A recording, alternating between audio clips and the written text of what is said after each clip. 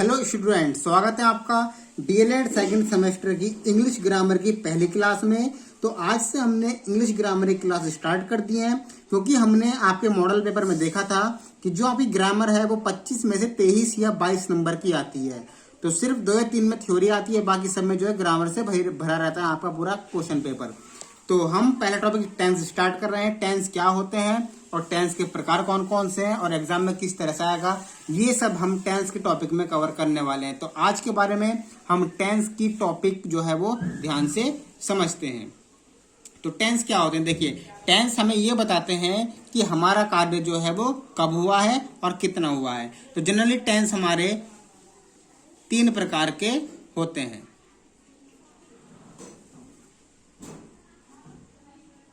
वैसे तो टेंस के जो प्रकार हैं वो 12 तक पहुंच जाते हैं, लेकिन जो मेनली है वो हमारे 3 प्रकार के टेंस होते हैं। पहला प्रेजेंट, दूसरा पास्ट और तीसरा फ्यूचर। एग्जाम में जो है वो टेंस बदलने का होते हैं कि अफर्मेटिव से नेगेटिव बदलो, प्रेजेंट से पास्ट बदलो। ठीक है, प्रेजेंट को हम कहते हैं वर्तमान काल। वर्तमान मतलब जो इस समय चल रहा है। ठीक है, उसके बाद पास्ट होता है भूतकाल।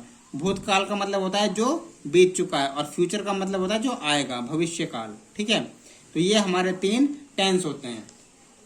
जो अफर्मेटिव, नेगेटिव, इंट्रोगेटिव होते हैं वो सेंटेंस होते हैं। ठीक है, तो अब हम इनके पार्ट होते हैं, इसके 4 पार्ट होते हैं। ठीक है, पहला, दूसरा, तीसरा, 4। इनके टाइप कौन कौन से होते हैं, जैसे प्रेजेंट है तो इंडेफिनिट, इंडेफिनिट। दूसरा होता है कंटिन्यूअस, तीसरा होता है परफेक्ट, और चौथा होता है परफेक्ट कंटिन्यूअस। ठीक है, तो ये हमारे 3 टेंस है और 4 इसके ये सब टाइप हैं। 3 टाइप है और 4 सब टाइप है। तो कुल मिलाकर कितने हो गए, प्रेजेंट के भी ये 4, पास्ट के भी ये 4 और फ्यूचर के भी ये 4, कुल मिलाकर 12 हो गए। अब 12 के हम नाम लिखते हैं। ठीक है, पहला, दूसरा, तीसरा, चौथा, 5वां, 6वां, 7वां, 8वां, 9वां, 10वां, 11वां और 12वां। ठीक है, तो प्रेजेंट के लिखते हैं पहले हम इंडेफिनिट के। Present indefinite tense. ठीक है, सबसे पहले हमने इंडेफिनिट का लिख लिया। इंडेफिनिट क्या करेंगे हम तीनों, उसके बाद पास्ट इंडेफिनिट टेंस, उसके बाद फ्यूचर इंडेफिनिट टेंस। इसका मतलब है ये ऊपर वाला ही। तो present indefinite, past indefinite, future indefinite, 3 हो गए। उसका तो बात करते हैं कंटिन्यूअस की। तीनों कंटिन्यूअस इसमें, प्रेजेंट भी, पास्ट भी, फ्यूचर भी। तो प्रेजेंट कंटिन्यूअस, ठीक है, CONTINUOUS, प्रेजेंट कंटिन्यूअस टेंस। फिर यहाँ पर पास्ट कंटिन्यूअस टेंस, उसके बाद यहाँ पर फ्यूचर कंटिन्यूअस टेंस। कंटिन्यूअस हो गए, उसके बाद परफेक्ट होगा हमारा। तो प्रेजेंट परफेक्ट टेंस, उसके बाद पास्ट परफेक्ट टेंस, उसके बाद फ्यूचर परफेक्ट टेंस, उसके बाद आता है हमारा प्रेजेंट कंटिन्यूअस टेंस, ये परफेक्ट कंटिन्यूअस। तो प्रेजेंट परफेक्ट कंटिन्यूअस टेंस, उसके बाद पास्ट परफेक्ट कंटिन्यूअस टेंस, और उसके बाद फ्यूचर परफेक्ट कंटिन्यूअस टेंस। तो कुल मिलाकर हमारे 12 टेंस हो गए। ठीक है, अब इंडेफिनिट का मतलब क्या होता है और कंटिन्यूअस का मतलब क्या होता है, परफेक्ट का मतलब क्या होता है, परफेक्ट कंटिन्यूअस का मतलब क्या होता है।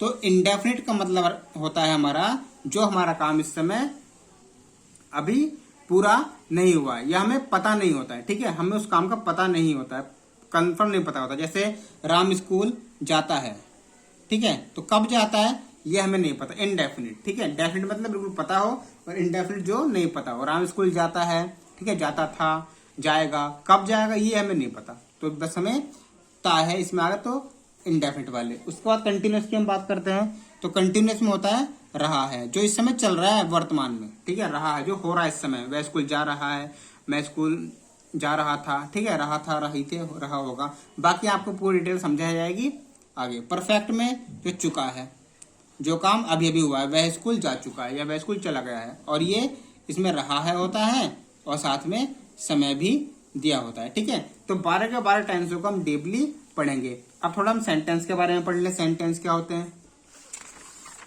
सेंटेंस में क्या होगा?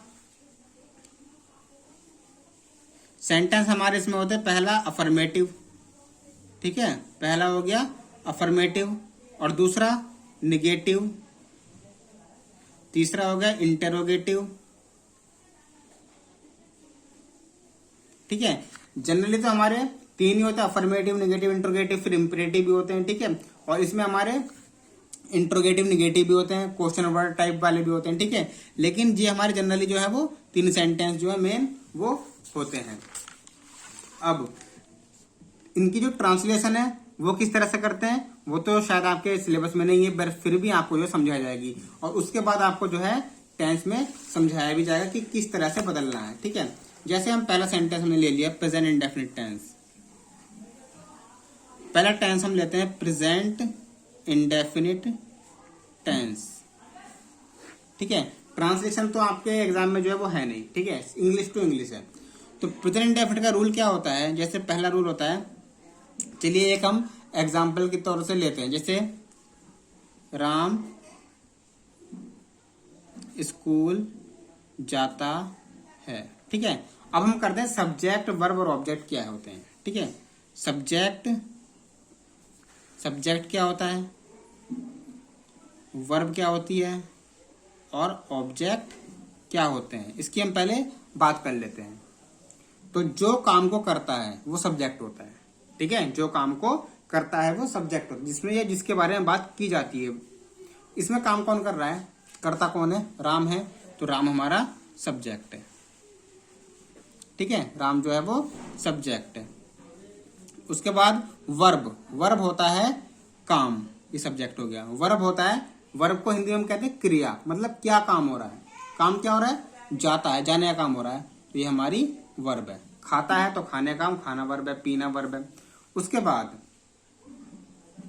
जो ऑब्जेक्ट है वो जानने के लिए हम वर्ब से क्वेश्चन करेंगे, ठीक है। वर्ब से जाता है तो क्वेश्चन करेंगे कि भाई कहाँ जाता है? स्कूल जाता है। क्या खाता है? सेब खाता है। क्या पीता है? दूध पीता है। तो जो वर्ब जवाब हमें वर्ब से मिले वो कहाँ करो, कहाँ क्यों करो क्वेश्चन। जाता है तो कहाँ जाता है? स्कूल जाता है। भाई जाता है क्यों जाता है करोगे तो क्यों का जवाब इसमें है नहीं, कहाँ जाता है का जवाब है इसमें स्कूल, तो स्कूल हमारा ऑब्जेक्ट हो गया। एक बार फिर याद रखिएगा, वर्ब जाता है और ऑब्जेक्ट यहाँ पे हो गया स्कूल, ठीक है। जैसे राम स्कूल जाता है तो जो काम करे वो सब्जेक्ट, और जो काम हो रहा है क्या काम है, जाने का काम, वो वर्ब है, और कहाँ जाता है वो ऑब्जेक्ट है। सब्जेक्ट ही है, वर्ब ही ऑब्जेक्ट ही है। अब अफर्मेटिव का हम रूल बनाते हैं इसको, राम स्कूल जाता है, ठीक है। तो इसका रूल होता है सिंपल सा, ये आपको याद करना है, सब्जेक्ट प्लस वर्ब की फर्स्ट फॉर्म में एस या ईएस और प्लस में ऑब्जेक्ट। ये हम अभी अफर्मेटिव की बात कर रहे हैं, ठीक है, अफर्मेटिव की हम बात कर रहे हैं। तो राम स्कूल जाता है, हमें इसकी इंग्लिश बना लेनी है। कैसे बनाएंगे? सबसे पहले सब्जेक्ट लिखेंगे, ये नियम है इसका, इसके आधार पर बनेगा। सब्जेक्ट कौन है काम कर रहा है? राम काम कर रहा है, तो राम, ठीक है। फिर वर्ब की फर्स्ट फॉर्म, वर्ब क्या है? जाता है, जाने क्या होती है? गो होती है। अब इसमें एस या ईएस लगेगा। ये नियम होता है, आपको अगली वीडियो में बताया जाएगा कि अगर एक वचन है या आई है तो अगर एक वचन है तो एस या ईएस लगा दोगे, ठीक है। अगर सब्जेक्ट हमारा एक वचन है, एक है, राम तो एक ही है, तो एस या ईएस लग जाएगा, वरना नहीं लगेगा। तो राम एक ही है तो ईएस लगा दो, राम गोज, ठीक है। उसके बाद ऑब्जेक्ट, ऑब्जेक्ट क्या, कहाँ जाता है? स्कूल जाता है, टू स्कूल। इस तरह की ये इंग्लिश इसकी बन गई। चलिए एक एग्जांपल और ले लेते हैं, वे क्रिकेट खेलते हैं। सब्जेक्ट सबसे पहले क्या होगा? सब्जेक्ट होगा। सब्जेक्ट कौन है इसमें? वे काम कर रहे हैं ना, तो दे। उसका तो वर्ब की फर्स्ट फॉर्म में एस या ईएस। वर्ब क्या है? क्या काम है? खेलने का काम है, तो दे प्ले।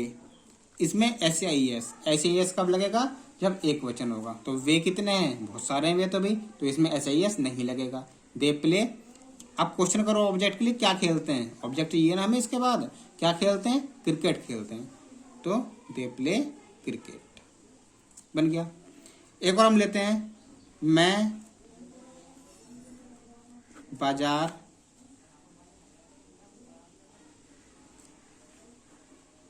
से आता हूँ। ठीक है, तो सब्जेक्ट कौन काम कर रहा है इसमें? आई। मैं काम कर रहा हूँ, आई। क्या करता हूँ मैं? आता हूँ, आने की, आई कम, फर्स्ट फॉर्म। ठीक है, अब ऐसे ही ऐसे लगाऊं? नहीं लगाऊंगा, क्योंकि एक वचन के साथ तो लगता है ऐसे ही ऐसे, लेकिन आई के और बहुवचन के साथ नहीं लगता। आई को छोड़कर जितने भी एक वचन है सबके साथ ऐसे ही ऐसे लगेगा। इसको बहुवचन की श्रेणी में रखा जाएगा। आई कम, मैं आता हूँ। कहाँ से आता हूँ? ऑब्जेक्ट के लिए क्वेश्चन करो, कहाँ से आता हूँ? बाजार से। आई कम फ्रॉम मार्केट। ठीक है, तो इस तरह से जो है आपको ये ट्रांसलेशन करनी है। अब नेक्स्ट क्लास में हम जो है अफर्मेटिव से निगेटिव बदलना समझाएंगे। ठीक है, ये अफर्मेटिव हो गया, उसके बाद निगेटिव कराएंगे, उसके बाद अफर्मेटिव से निगेटिव में कैसे बदलते हैं। मेन चीज तो यही है जो आपके एग्जाम में आएगी। तो मिलते हैं नेक्स्ट क्लास में। थैंक यू, जय हिंद।